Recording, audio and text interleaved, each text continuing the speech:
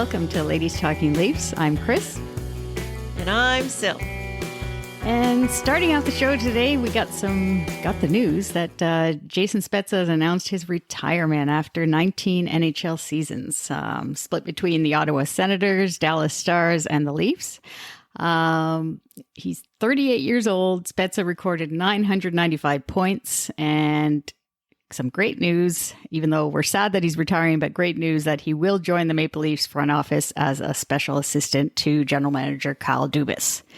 So yeah, I was sad that because I thought, he's only 5 points away from 1,000 points, but then the past few weeks, there's been a lot of chatter, I guess to do with the fact that they want the younger guys, he'd be taking a spot, let's just say on the let's say bottom six for a player, a younger player that could be just coming into the league. So I kind of started thinking once they started talking about that, I thought, yeah, he's probably done basically in the league. But at least they're keeping him on. Definitely the way I think, Sil, you said a couple of years ago that he'd be great in coaching or management. And they managed, the Leafs locked him up, as we said. Yeah. And,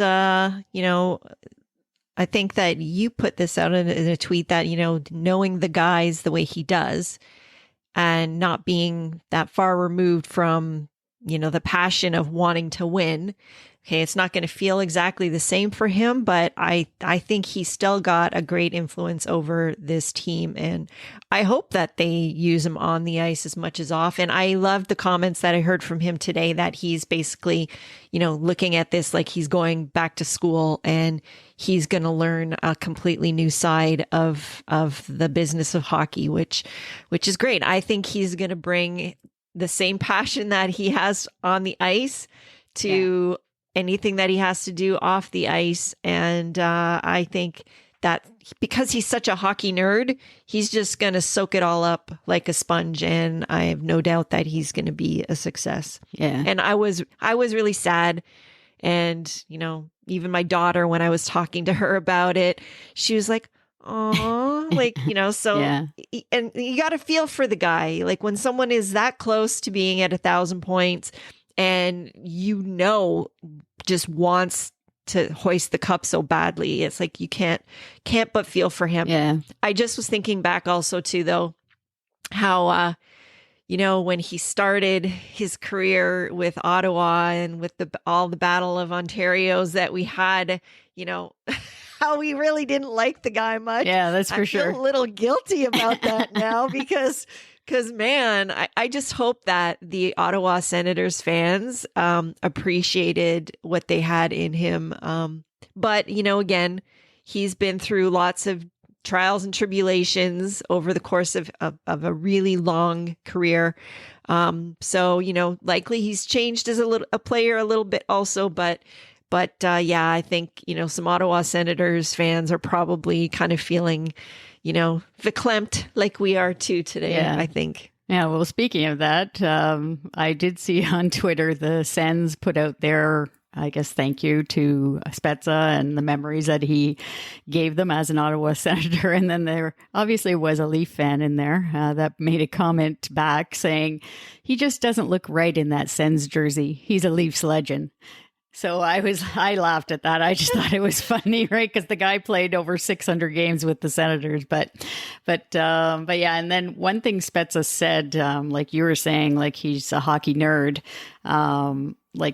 He said today in his, I guess, message that he eats, sleeps, and dreams hockey, and it's always been there for him. And then the other thing that I liked, or kind of gave me I was like a little bit of a tear, let's just say. He just said to the fans in Ottawa, Dallas, and Toronto, and across the league, your impact on the game is immeasurable, and I'll never be able to replicate that feeling of stepping onto the ice to hear the roar of the crowd, but it's something I'll always remember. Thank you. And I just thought, as a hockey player, it's true, that's what he's an athlete, right? So that's what they live for, and that roar of the crowd, and that we when we cheer them on. And yeah, it's going to be different, but I think he's going to do well definitely in this role as assistant to Kyle Dubas. So because he loves it. That's right. So a couple of other news items for our lovely Leafs. There have been already some front office moves as Senior Director of Player Evaluation, Jim Paliafito, and the Hockey Research and Development Analyst, Cam Sharon, are no longer with the club. Like, we don't know if it's that they have chosen to leave for, other pastures or if they've been let go, but Jim Palifiato in particular, he has he's basically, his fingers are all over the club with many of our European signings in particular, like Mikheyev, for example. So, yeah, I was really surprised at that one with Paliafito because I mean, we've talked about him in previous shows a couple of times related to the draft and scouting in Europe. And he's highly regarded by many people around the league. So I was kind of surprised at that. But they apparently, even today, Kyle Dubas was saying, like with Spezza signing on too as an assistant, that there's going to be other changes to come in the front office within the next week or so. So it's going to be well. And I find it really interesting that all of this is kind of shaking down before they even go to the draft. Like normally, like that kind of preparation, a lot of it has probably already been done or is very much in the works. Yeah. So. And I know that the changes that they made last season didn't happen until after the draft with some of their scouting teams. So, it's going to be interesting to see all the different moves and how it impacts, what direction they go. Yeah. Yeah. All right. And then the final bit of news here, it's not a little bit. It's actually about the signing of Mark Giordano. So that was good to hear. On a 2-year deal at $800K per season. So he definitely took a hometown discount. And Giordano will be 39 years old in October. So yeah, I was happy he signed on. I mean, I just found it funny, like all these guys that come in that like the veteran players, they all say how over the past few years, they've all said that how they see this team as being a winner. And it just hasn't happened yet but they all say this. They all say they see something in this team. And I mean, we see it too as fans, but it just, I don't know, it just hasn't happened. And we keep saying next year, but I don't know. I hope Giordano is right now because he's the most recent guy now saying that he sees he's really impressed with Sheldon Keefe and the detail that goes into like everything in their game preparation. But yeah, I mean, he definitely makes he can play up in the lineup if, let's just say, if we have an injury or something, and then also he definitely made like a young guy like Timothy Liljegren, he made him look much better, made him more, have him confidence, basically gave him confidence. Well, what that reminds me of the most is when Riley first came into the league and he was with Ron Hainsey for those seasons and what a big impact that had on Riley's game. Yeah. I think there's something to be said for that. And if they're going to be a steady pair going forward and he can help Liljegren, improve, across the board and keep working on that confidence for him. I think that is going to be huge for our team. So, and like we were saying in our last show, he's one of the very few defensemen that we have that has a shot from the point. Yeah. So, that's also good. And I mean, he by all accounts, he's the one that opted to take less. Yeah. So I think that's also is a message to the players also. Yeah. When a guy does that. Yeah, he's kind of taking over from, let's say, as the one in the room from Spezza, let's just say right now. Exactly. It's like the baton has been passed. Yeah. So although he's 39, he's a year older, but he's it's Well, I think Spezza turns 39 in this, would have been turning 39 in this coming season. I think they came into the league at the same time. All right. Yeah. But yeah, no, it's good to have. I definitely like that signing too. So we'll see in October training camp how that goes as to, I guess, who he ends up playing with and all that. But there's a lot to get to before we get to that point. Anyways, so before Sil tells us what we got going for this show, a reminder to our listeners to just visit and follow our Ko-fi page at it's kofi.com/LTL1970. Let me say that again. kofi.com/LTL1917. And that's ko-fi.com.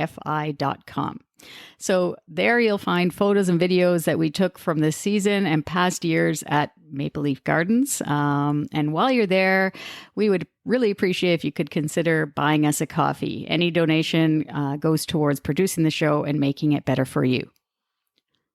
And as we mentioned before, we also have a new website, ladiestalkinleafs.com.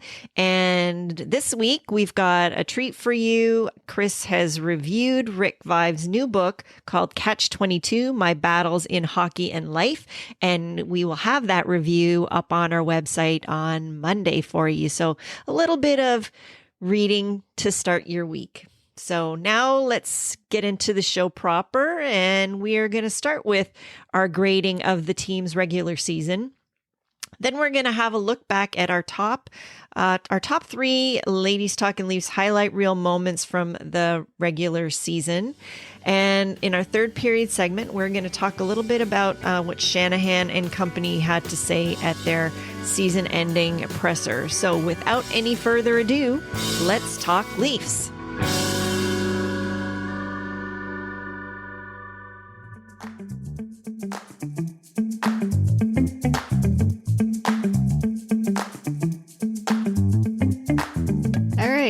So going back to this regular season, the 2021-22 regular season, we're going to do the team grades here. And for this, instead of going through every individual player, we kind of divided it up into 5 parts. So starting with the core 4. So the core 4, obviously, most of our listeners should know, are Austin Matthews, Mitch Marner, William Nylander, and John Tavares. And for me, I gave them a B+. I just thought it's really what brought it down a little bit was Tavares and Nylander, the bottom half. Although Nylander, I think, he scored he broke his record for goals with 34 goals that he ended up with, and 80 points. And then Tavares, he had 76 points in total, which is still pretty good in an 82 game regular season. But yeah, I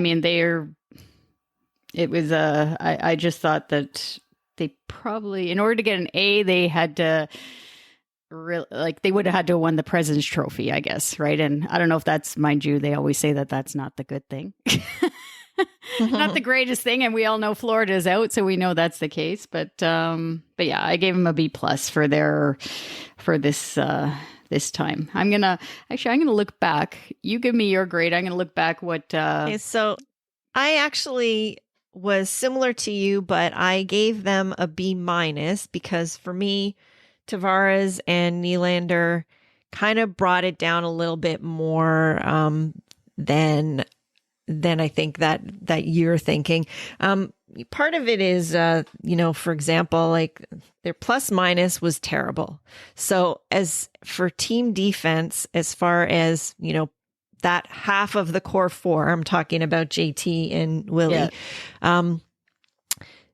they really didn't add to our team defense in any measurable way, whereas Marner and Austin really did. Right. They really pulled up the slack for that group big time.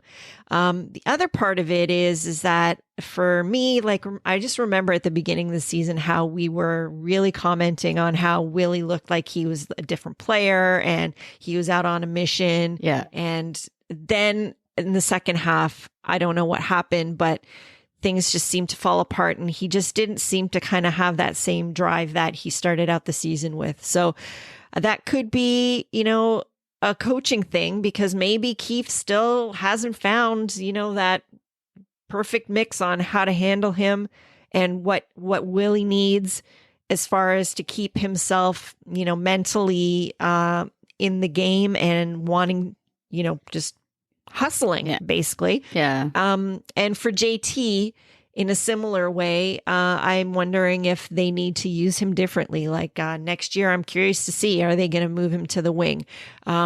Is he, as now an older player, going to do what Jason Spezza interestingly said, this weekend, that as an older player, you have to learn to adapt. You have to change your game. You have to find different ways to contribute. So I think it's time for him to start looking at that. And I remember, like, even in that Amazon series, when he had that sit down with his uncle, who's the famous lacrosse player, right? Yeah.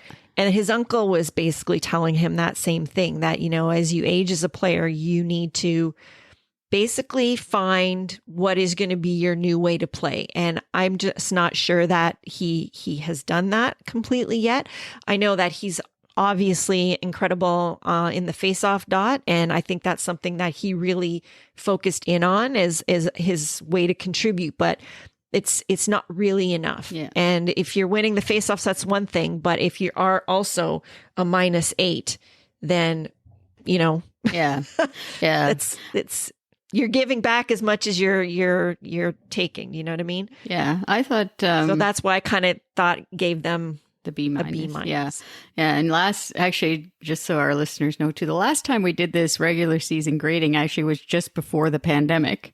So I was kind of interested to compare as to what, and I didn't look while I was doing my grades here. I didn't look at what I graded them last time. And I never looked at mine. Yeah. And basically I was the same. So technically I was a B+. That's what I gave them in the 2019-20 season. What did I give them? And you gave them an A-.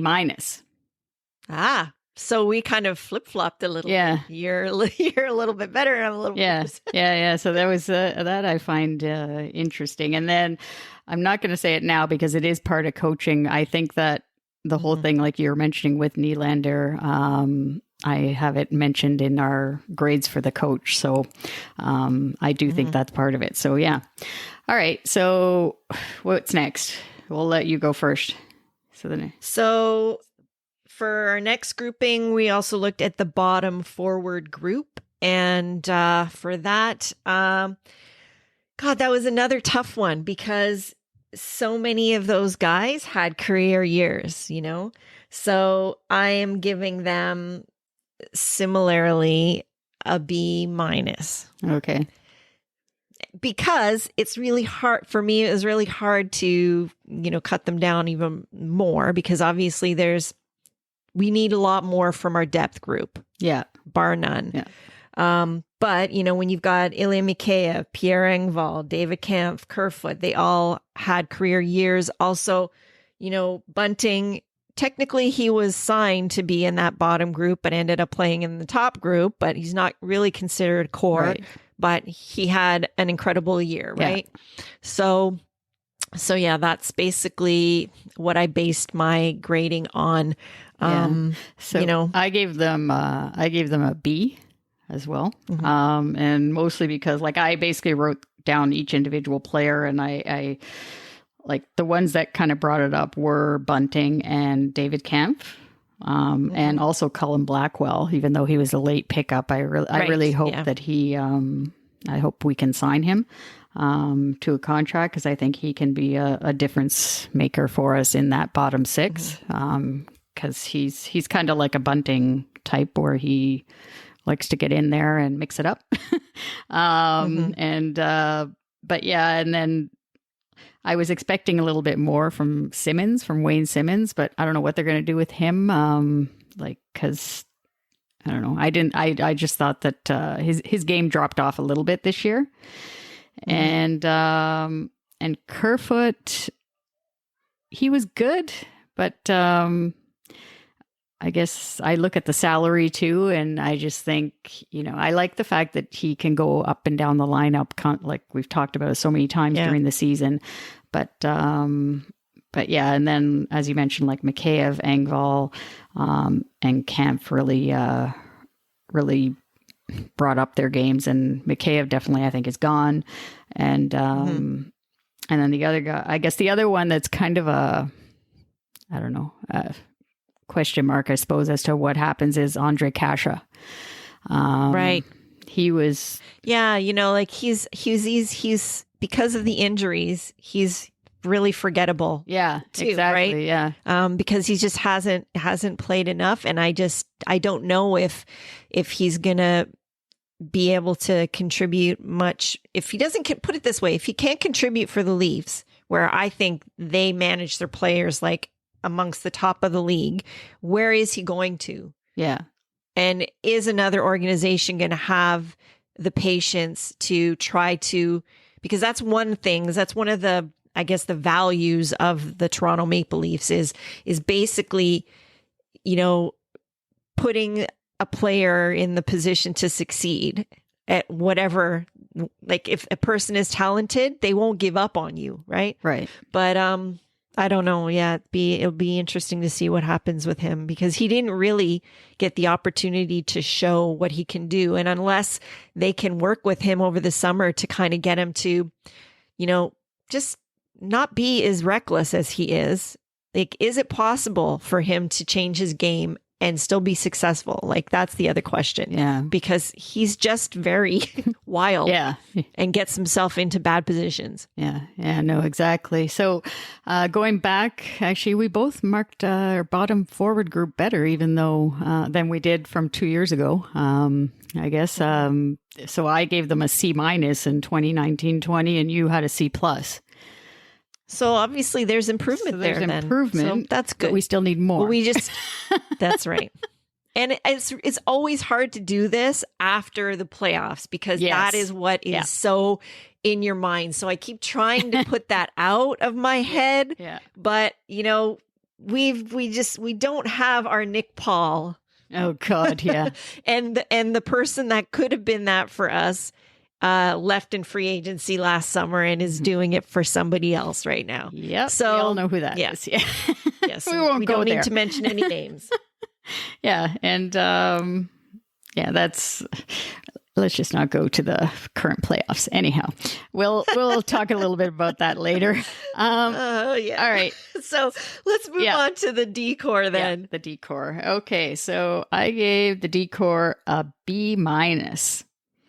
And basically, I mean, both Riley and Brody played all 82 games, which was good. That was a positive. But you're always looking for players that can play the full schedule. And I actually thought, I don't know why, but I actually thought Brody played a little bit better than Riley. I don't know. I'm like just somehow more consistent. Yeah, maybe that's what it was. Maybe that's what it is that he's so steady and his game doesn't change much.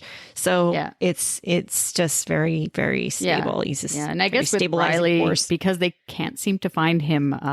They found Brody as the partner, and then they decided to change that during the season, and they gave him Lyubushkin. And Lyubushkin, I gave him a B as well, and then basically Muzzin, I gave him a C+. And that's, I mean, it's kind of hard because he was injured most of the time. But I just thought that in the games that he was there, I mean, technically you're supposed to be 100%. So I just thought he could have been better. And, but then it doesn't help. He was playing with Justin Hall, who I gave a D. I wasn't. And then rounding out, I gave Sandin, Rasmus Sandin, a B-. And then he only played 51 games.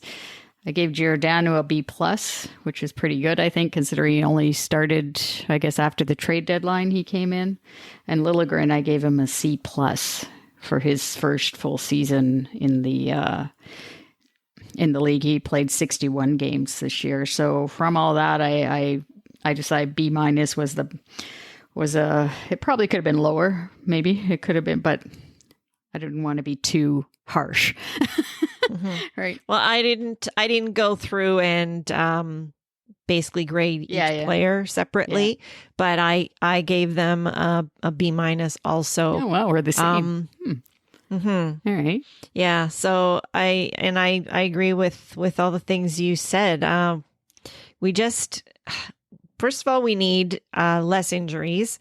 And I think we need some more young blood to work its way into the lineup. And they also need definitely just, if they can get a good defenseman, more veteran presence, like, I'd say in that 27, 28 year old bracket.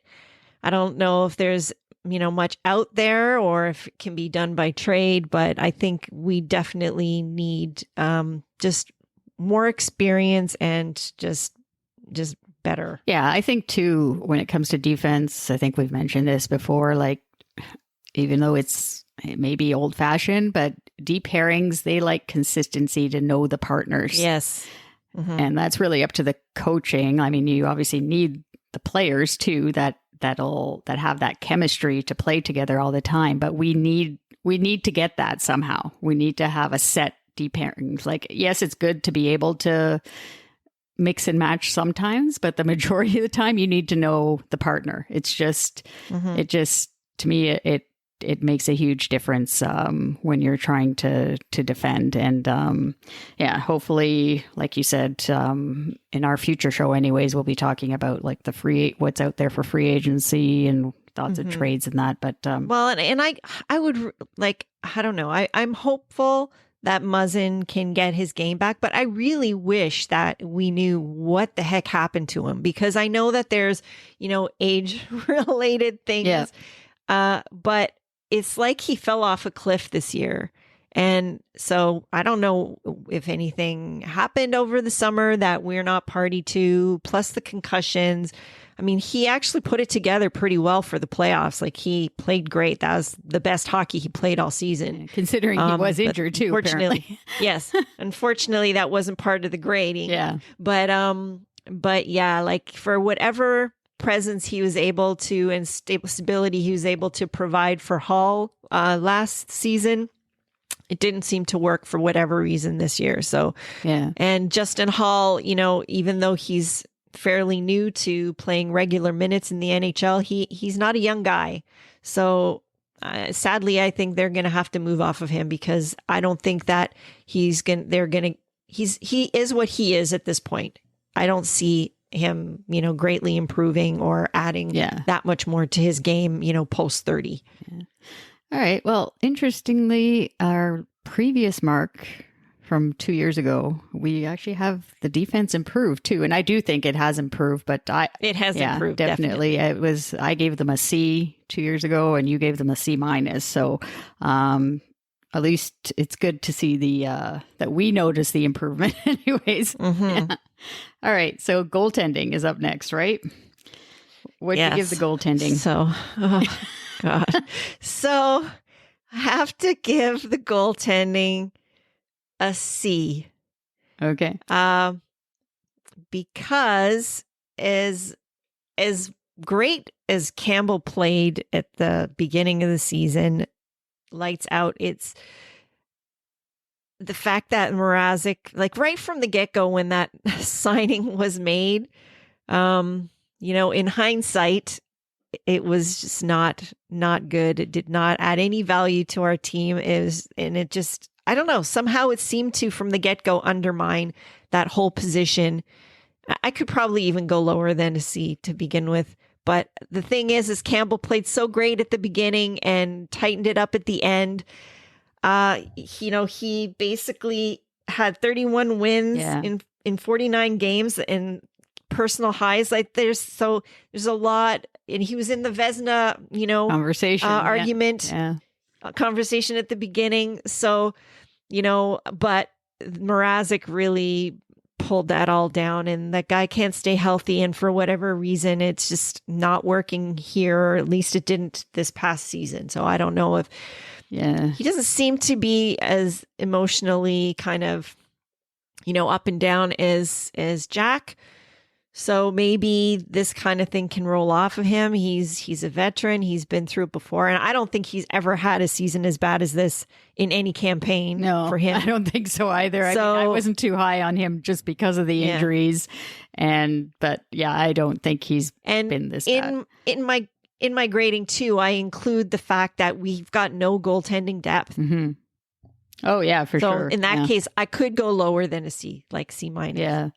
Well, I gave them a C plus, so I was a little bit more positive, only because of obviously Jack Campbell. Like, he was an all-star as well. He made the all-star game, and and also I thought Eric Källgren actually. I mean, he only played the 14 games, but it's a tough go to be put into especially when Mrazek got injured there, and then it was him that had to go in, like it was out of the blue, and then he kind of from there he had to kind of take over the number one job, sort of, until Campbell came back from his injury towards the I guess mid to end of the season. But yeah, I don't know what they're going to do with Campbell with the I hope, like, I mean, you cannot give him more than $4 million, in my opinion, per season. Like, if he's looking for more than that, like, sayonara, see you later. Well, maybe in that regard, this is the best case scenario because, by kind of going in the dumpster fire there for a while, he cut a little bit off of his pay, which is better for us. So maybe this is the way it needed to work out. And I agree with you with Källgren. I just thought that was a little bit too small of a sample size to really see what you got there. But yeah, definitely he's a cool customer, and I really think that when he comes into a game, he is ready to go. So, and I think this, it may actually, with Källgren, it may actually help him for future, like to maybe be our backup. For sure. At first, to have this experience, which wasn't, let's just say, it's not the way he thought he was going to become an NHL, come into the NHL, but it might really work out for him to have this bit of experience to come into the big club. But yes, and I honestly don't think that he was next on the totem pole for the organization. No. It just turned out that way because the other heir parents can't stay healthy either. So that's that seems to be our problem with our goaltending depth, is keeping them healthy, because Joseph Wall, Ian Scott, but anyhow, all right. So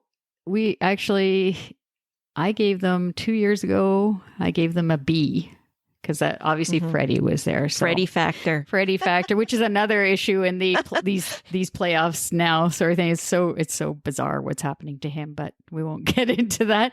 It's and then you gave them a C plus a couple of years ago. So so it's about the same, I guess. But kind of a wash, really, then. Yeah, when it comes to the goaltending. But it's going to be interesting to see what happens with our goaltending. All right. And the final category, we have the coaching. So the coaching, what did you give Sheldon Keefe? I gave him, because again, this is where I have to be like, okay, no playoffs. Take that out of the equation. Yeah. I gave him a B plus. All right. And maybe I could even argue that I should be giving him an A minus, or the coaching staff an A minus, because, okay, actually, let's stick with the A minus, because obviously we have the most successful year ever as an organization. Right. Our penalty kill was incredible. So the coaches that they hired and the strategies they had in place for that, they dominated the league for that. Also, the power play was stellar, and they adapted and made changes there and implemented those. And we saw growth in so many players. So I think obviously that there's some sour feelings, from where we are, recency bias, but yeah, I think I'm going to actually upgrade it to the A minus for the coaching. All right. And okay, so I gave him a B. And basically, maybe you weren't able to take yourself out of playoff mode enough. No, but the other thing too is, I guess from what things that I've read and listened to on the radio and that, but they basically he wasn't able to get a set second line for all season. That handling, like the way we were talking before with the core four with Nylander and Tavares, like they were going so well, like in, I guess, November, December as that pairing of that second line. And then he had Kerfoot on the other wing. And then when it dropped off, like you said, whether or not you said like the coaching of Willie, like to try it, because he's technically the driver or should be the driver of the line. And he, for the whole second half of the season, he couldn't really get that line going again into the playoffs. And that's the coach's job, is to get. Yeah, those are fair points. Get that and it's huge for us because it's part of the core and it's a second line, right? They're supposed to have, when you go with the matchups, like Matthews' line is obviously having the toughest matchup, and then Nylander and Tavares are supposed to be going against the opponent's lesser players, let's just say, right? So they should be able to cash in on that. And they just, I don't know, Keith couldn't, and the coaching staff just couldn't get that line going again for the second half of the season and into the playoffs.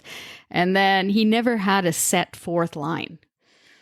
And again, that comes down to player personnel, I guess. But at some point, you got to have a fourth line that is consistent and able to just go in and bring energy to the group throughout the season. And I don't know, I don't even have in my mind, like I know Wayne Simmons and Spezza and who's the other one? I can't even remember who the other person is, like the going in and out of the Clifford, that was towards the end of the season. Which he came in later on. Yeah. Yeah. Like there's all, and I guess Blackwell ended up coming in after the trade deadline. I think Kasha was on there a little bit too. But there was nothing consistent. Like it makes it, well, you see with Tampa Bay, right? They had their Maroon, Perry, and Ross Colton, I think, is the other one, right? Like they had a set line. I believe they were the set line during the regular season too, and then going into the playoffs. But it makes a difference to have a line like that to bring energy and just muck it up in the corners and just and he just didn't have that. So that's why I gave him a B. For that. So, and what did we have a couple of years ago? Were we the same or close? Yeah, I was a B. So he stayed the same, and you gave him an A, and that was his first season being named coach then. So technically I guess for us, he hasn't really improved that much. So next year is going to be a big year. Yep. Yeah, it's a big year for everybody. But yeah, so we've graded the team now, and we're going to reveal our top 3 Ladies Talking Leafs highlight reel moments from this 2021-22 season. So let's roll it. All right. So, Ladies Talking Leafs highlight reel, entry number 3. This is from episode 4. All the way back in October when Austin Matthews was yelling on the bench in an overtime win versus Chicago. We love to see the emotion from our team leader and perhaps future captain. That definitely was, I think, a pivotal moment in change that I saw in him and how I viewed him as a player. And he basically filled those skates and a whole lot more going forward from that. So I think that was the first inkling of what we were going to get from him this year, and he did not disappoint. Yeah, and just at that point of the season, October, I mean, we weren't going well, And that was the game that really, because Willie scored in overtime in Chicago. And that was just the game that kind of got them going again to get their mojo back. And to see him on the bench like that, all fired up. And we think he was yelling at Justin Hall at that point to wake up. Yeah, I think he went offside or something.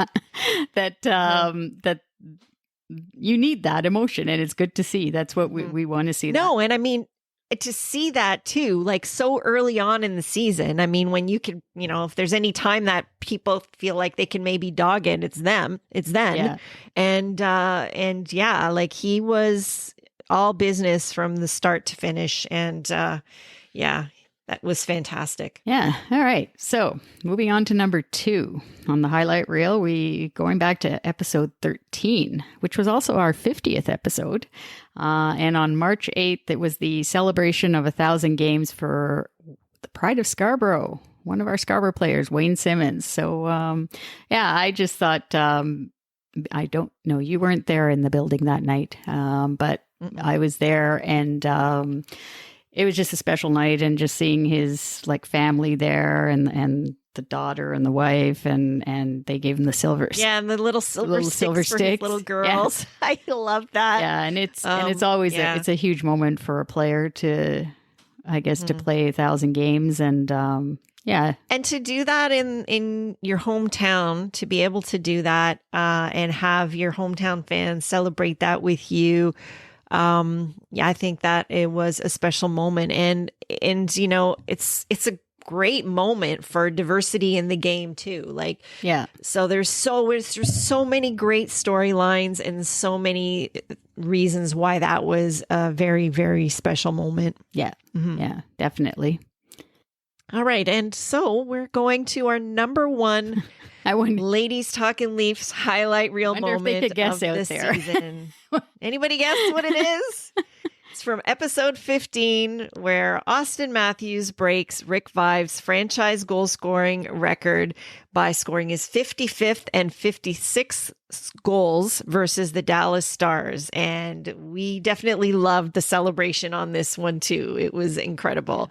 Yeah, that was pretty amazing. And I think when I was looking at the replay again, and I think that's why it deserves number 1. Just the fact that he skated by all the Dallas crowd, he had his arms wide open, and it was just like it was like he was giving everybody a big hug. But it was just just fantastic.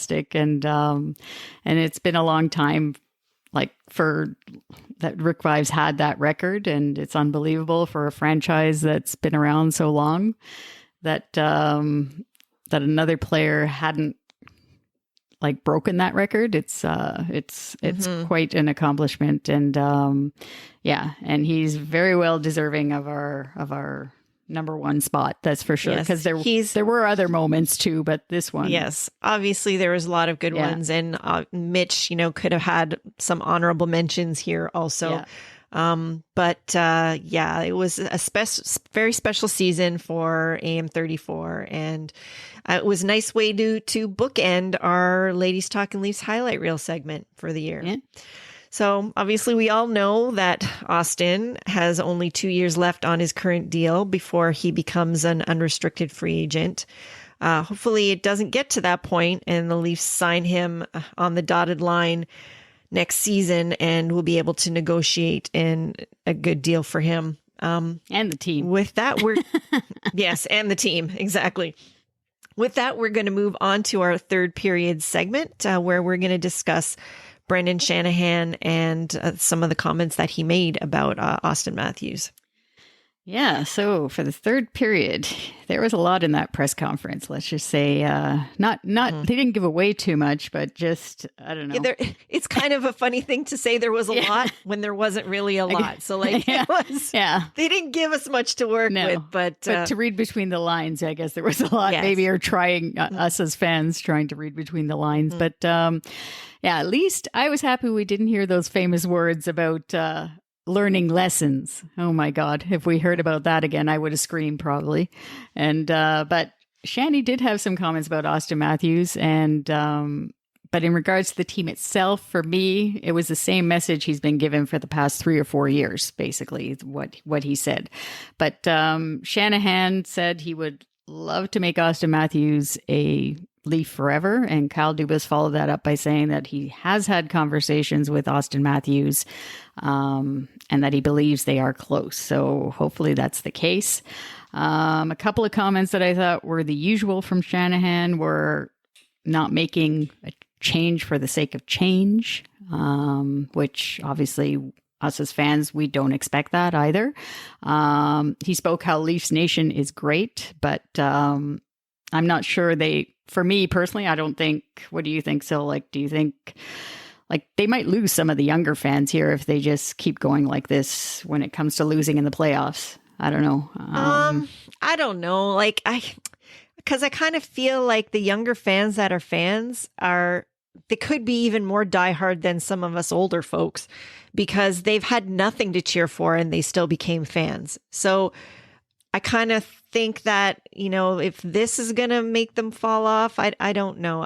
But then you could be right. Like I could be totally missing the mark on that because, the attention span isn't the greatest. And there's a lot of different things that kind of are vying for their attention. But yeah, I don't know. And then the other thing is this killer instinct again. And Shanahan said that he saw a different team and a different approach, which we did too at the start of the season, and then even into the playoffs, we saw it. But Shanahan said, we're still seeking that killer instinct, but we're doing the things we need to do. And I was like, okay. I'm like, I don't know. And then just a couple of comments that some of the players made after the playoffs were over, like Nylander. He said, we are slowly understanding what it takes to win. And I'm like, really? I mean, I'm like, does it need to be this slowly? And then Jake Muzzin said, we have more to give. And it's like, well, if you have more. But how could you have more to give? Yeah. Is the whole question, right? You shouldn't have any more. No. I know that I guess, I don't know, maybe that's really hard. Maybe that's why the first round is the hardest because you know that you've got to get through 4 rounds. But honestly, I think the best approach, and we've seen this from other Leafs teams also, you got to leave it all out on the table. You got to let it all go. Like you can't hold anything for anything down the road. And then you got to wonder with Nylander, like, I mean, you saw what he was doing. Everyone's talking about it. I was surprised actually that he went over to play for Sweden in the World Championships. But he was like hitting people, like obviously like apparently he was almost like a power forward from what they were saying. And I was like, oh, well, maybe that's what Jake and Muzzin was referring to, more to give that way. Right. So why wasn't he giving that with the Leafs? Well, what position does he play though in Sweden? Oh, does he play in the wing? He's a winger. Yeah. So anyways, I don't know. This whole killer instinct thing. It's like, you can't get much slower than this now. It's, well, I mean, I do think that, one of the things that a lot of people have said is that you don't have it until you have it. Yeah. So maybe that's like, they haven't had it yet, but you're not going to have it until you have it. Yeah. So, and I don't think that's something that's necessarily you can, force into people. I think that at some point the switch flips and then you've got it and then you capitalize on it. Well, but until that switch flips. Yeah. Well, we thought the flip switched when we were looking at them in the preseason last year, and we were when we went down. Well, I thought for sure that it seemed to flip with Willie. Yeah, because that's what he seemed like a different guy. But that's why I don't know. I wonder, and I know we're probably going to get more into this in a one of our next episodes when we're talking about things that could happen in the off season, But I just wonder if, it's not so much a change of scenery, but more of an opportunity for him to be the guy. And maybe that's the difference when he's on Team Sweden. He gets to be more the guy. Yeah. And and maybe that's the thing. He's got an ego, which we all know and love in some ways. But this goes back to the coaching then when, like, I don't know if they just need to come out and tell him, like, you're the driver of the line with Tavares, like you do what you. Well, and I mean, I'm wondering if, like, what if they flip them? What if he becomes the center and Tavares becomes the winger? Yeah, you never. Can you get more? He's a good playmaker. Can you get more out of him that way? Yeah.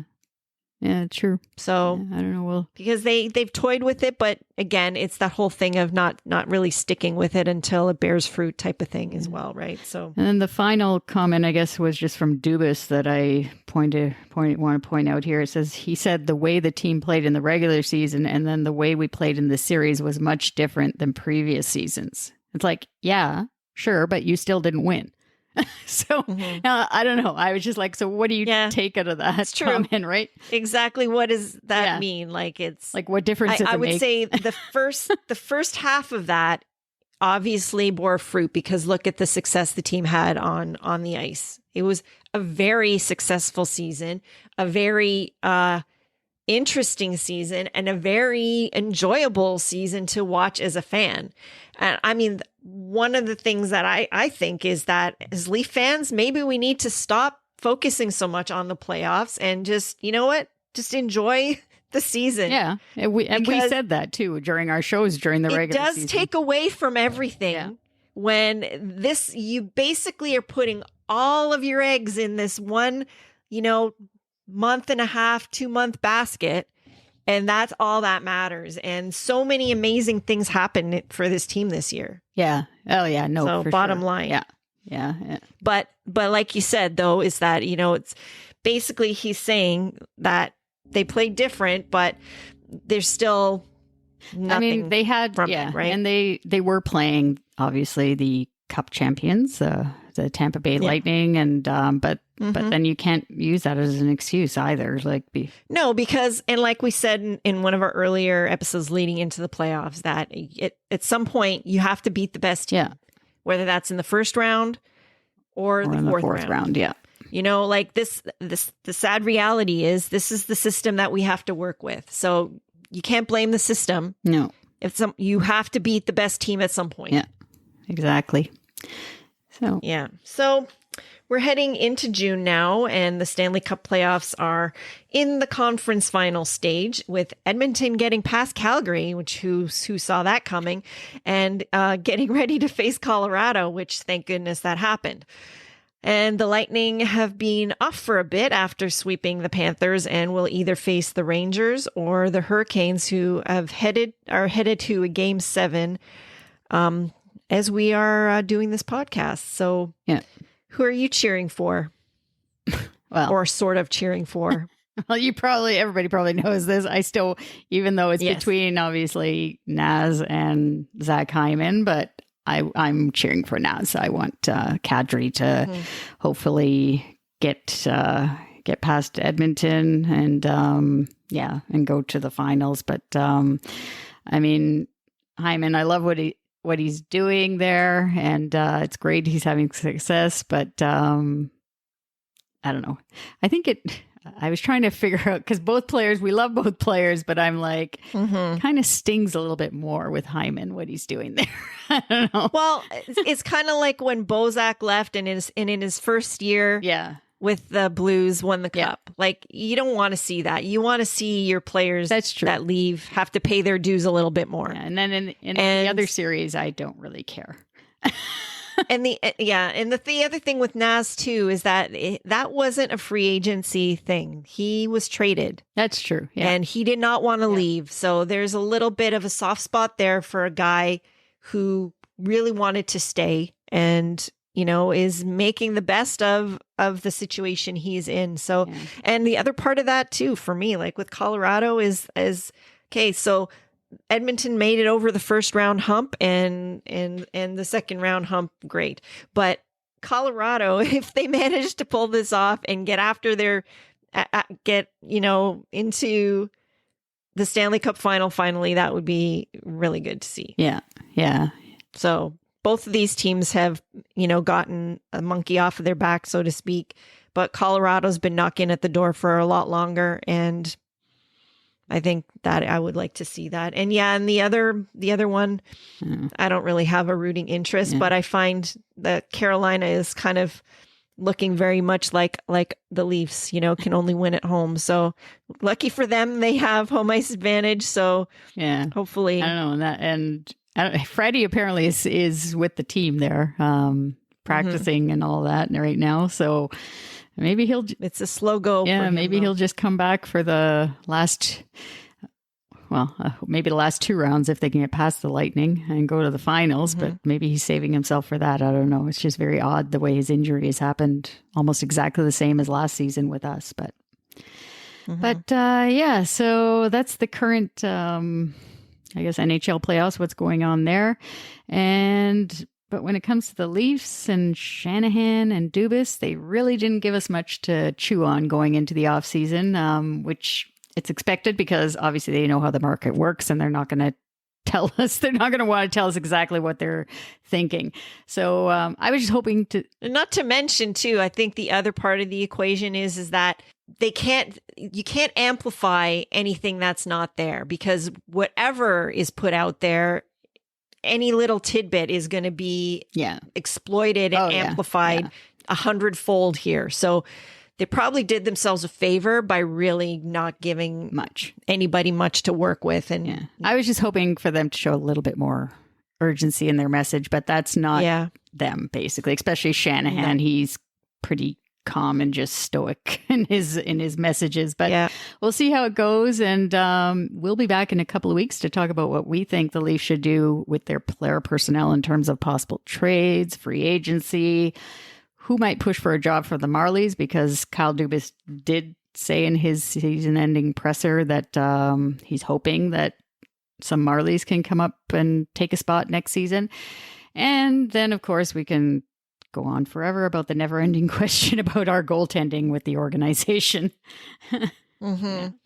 And we also will be having a special guest on our next show, Mike Ogello, aka Mike in Buffalo.